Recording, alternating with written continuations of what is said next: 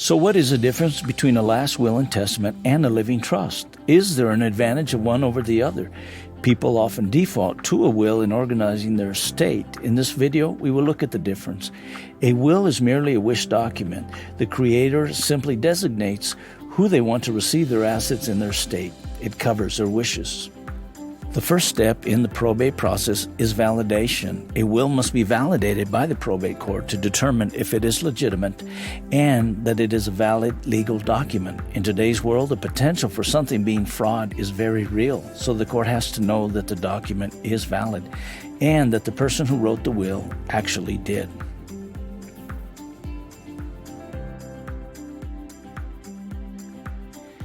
Next, the court moves to asset distribution.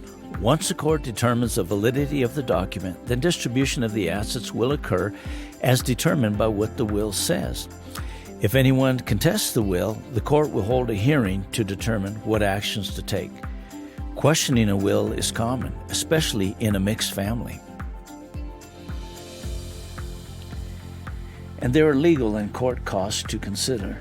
Whether a will is contested or not, the process can be stressful and costly.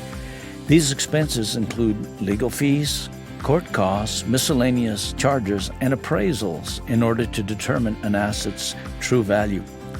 And then there's the issue of guardianship if in the case of minor or disabled children.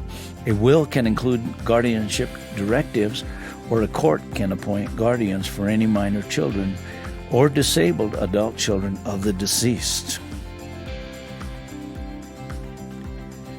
The solution is a revocable living trust. The revocable living trust option is in fact a contract and the legal bypass to the entire probate process. To conform to the requirements for a document to be a legal contract, the owner is referred to as the grantor of the trust. The grantor of the trust will have two witnesses and a notary sign the documents.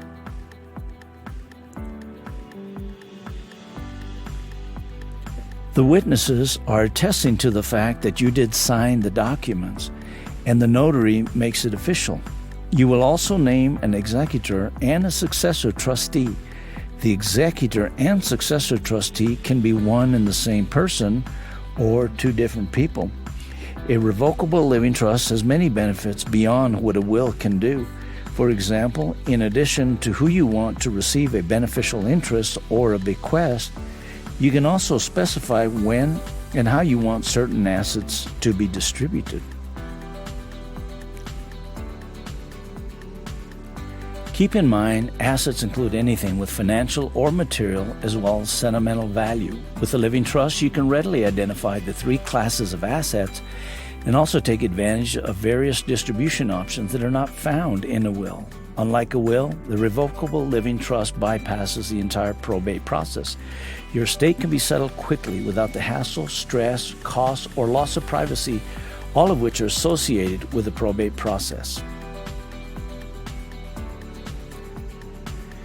Probate court is a government's plan for you. It is the involvement of strangers in your financial affairs in order to oversee the distribution of your assets.